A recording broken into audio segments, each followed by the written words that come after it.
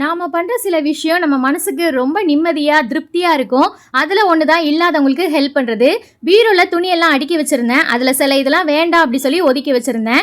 என்னுடையது, ஹஸ்பண்ட்குள்ளது, ட்ரிஷான்குள்ளது நெறைய இருந்தது. அதெல்லாம் பேக் பண்ணி ரோட்ல கூடாரம் போட்டு உட்கார்ந்துருப்பாங்க இல்லையா? அந்த மக்களுக்கு குடுக்கலாம் அப்படி சொல்லி தான் எல்லாத்தையும் பேக் பண்ணிட்டு இருக்கேன். மனுஷன் போதும் சொல்ற ஒரே விஷயம் சாப்பாடு மட்டும் தான். வெறும் ட்ரெஸ்ஸை மட்டும் கொடுத்தா நல்லா இருக்காது, சாப்பாடு வாங்கி கொடுத்துடலாம் அப்படி சொல்லி நாங்க இருக்கிற பிளேஸ்ல ஒரு ஃபேமஸ் பிரியாணி கடை உண்டு. அங்க போய் சிக்கன் பிரியாணி ஒரு 10 பார்சல் வாங்கிட்டு அவங்க இருக்கிற பிளேஸ்க்கு போயிட்டோம்.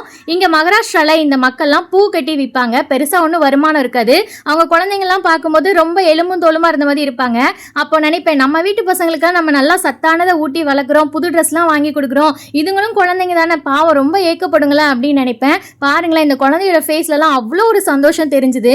எப்போவுமே இந்த மாதிரி நான் ஹெல்ப் பண்ணுவேன், ஆனால் அதை பெருசாக வீடியோவில் நான் காமிச்சதே கிடையாது. இப்போ எதுக்கு காமிக்கிறேன் அப்படின்னா, அன்னைக்கு ஒரு வாட்டி மார்க்கெட் போயிருக்கும்போது என் பக்கத்தில் உள்ள அக்காட்ட ஒரு பொண்ணு வந்து பைசா கேட்க வந்துச்சு. சீப்போ தொடாத அப்படி சொன்னாங்க. அதை பார்க்கும்போது எனக்கு ரொம்ப கஷ்டமா இருந்தது.